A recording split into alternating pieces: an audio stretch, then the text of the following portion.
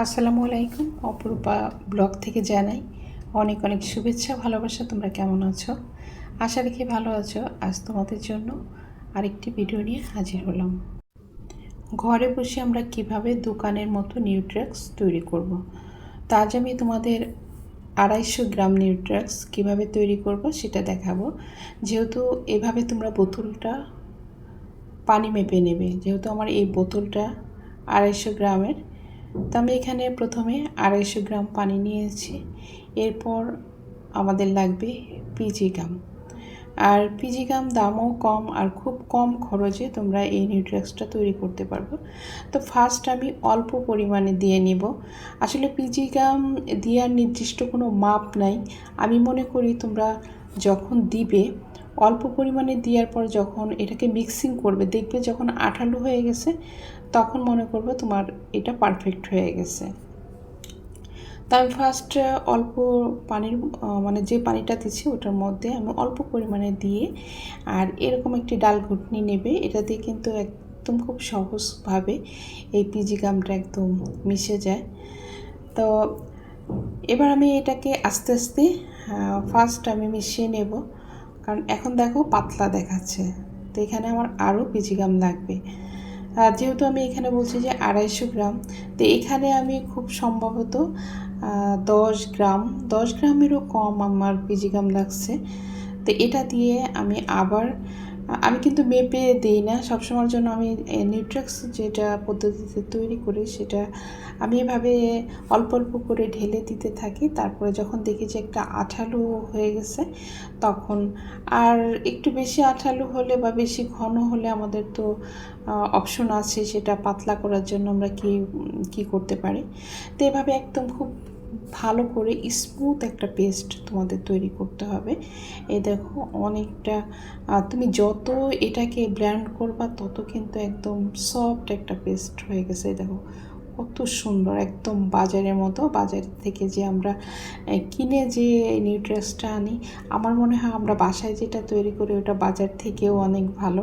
আর এটা বেশ কিছুদিন সংরক্ষণ করে রাখা যায়। আর খেয়াল করবে যেন বাতাস না ঢোকে। বাতাস ঢুকলে কিন্তু এটা আবার ওই যে উপরে একটা লেয়ারের মতো পড়ে যায় কালো।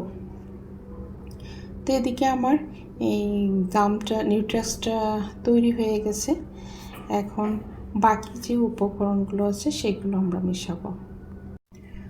আর এই নিউট্রিক্স যেটা আমি তৈরি করছি এটা দিয়ে কাজ করলে কিন্তু কাপড়ের রং থাকবে না। তো এটাকে আমরা পাকাপোক্ত করার জন্য এটা অন্য উপকরণগুলো মিশিয়ে নিতে হবে। তোমরা কিন্তু এটা আলাদাভাবেও রাখতে পারো, যখন কাজ করবে তখনও মেশাতে পারো, বা একসাথে মিশিয়ে নিলে আমার মনে হয় সবচেয়ে ভালো হয়। যখন কাজ করবে তখন সুবিধা হবে। এখানে আমি দিয়ে নিয়েছি অ্যাপ্রিটন, আমি 2 চামচ অ্যাপ্রিটন দিয়েছি। এই অ্যাপ্রিটনটা কিন্তু খুবই ঝামেলা করে, অ্যাপ্রিটনটা কিন্তু মিশতে চায় না। মানে অন্য রঙগুলো কিন্তু এত ঝামেলা করে না, অ্যাপ্রিটনটা খুবই ঝামেলা করে। হয়তো তোমরা দেখতে পাচ্ছ আমি কিন্তু খুব ভালোভাবে মিশাচ্ছি। এটাকে একদম ভালোভাবে প্রথমেই অ্যাপ্রিটন দিয়ে অ্যাপ্রিটনটাকে মিশিয়ে নেবে। মিশিয়ে নেওয়ার পর আমি এখানে 2 চামচ বাইন্ডার দিয়েছি। 2 চামচ বাইন্ডার দিয়ে আবার মেশাবো। এরপর এই যে এনকে দেব, এনকে দিয়ে আবার ভালো করে মেশাবো। একদম মানে কোনো দানা বা কোনো কিছু যাতে না থাকে এমনভাবে মেশাতে হবে যে যেমন একটা সফট একটা পেস্টের মতো তৈরি হয়।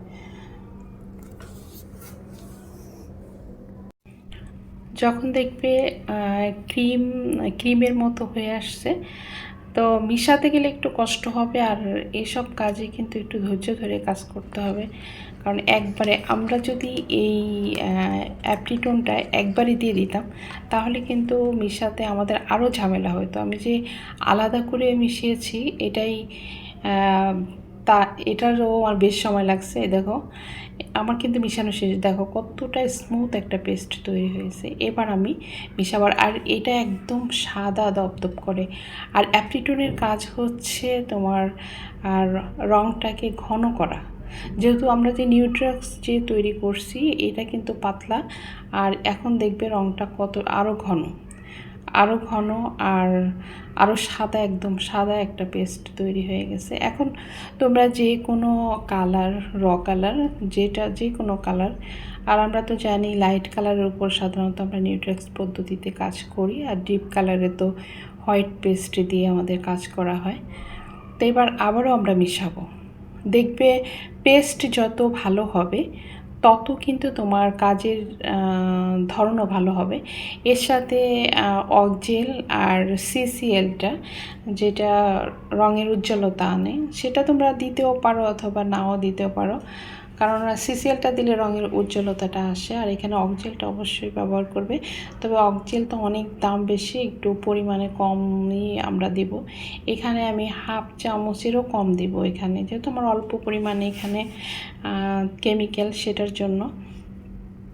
দেখো পেস্টটা কতটা সফট, আবার কতটা স্মুথ হয়েছে। আর এই পেস্টটা সবসময় চেষ্টা করবে এয়ারটাইট বক্সে রাখার জন্য, যাতে বাতাস না ঢুকে। বাতাস ঢুকলে কিন্তু এটা নষ্ট হয়ে যায়, তবে এত তাড়াতাড়ি নষ্ট হবে না, হয়তো 2-3 মাস পর দেখবে যে উপরে একটা লেয়ার তৈরি হয়েছে, কালো কালো, মানে ফাঙ্গাস যেটা ওরকম পড়ে যায়, ছত্রাকের মতো। তো যারা ঘরে বসে এই বাজারের মতো মানে নিউট্রেক্স তৈরি করতে পারে, তারা খুব সহজে, একদম অল্প খরচে, তোমাদের এইটা খরচ বেশি লাগবে না। একবারে তোমরা যদি সব কিছু কিনে এনে রেখো, তাহলে হোয়াইট পেস্ট, নিউট্রেক্স, এটা একদম অনেক তৈরি, যারা প্রফেশনালভাবে কাজ করে তারা তো নিজেরাই তৈরি করে নেয়।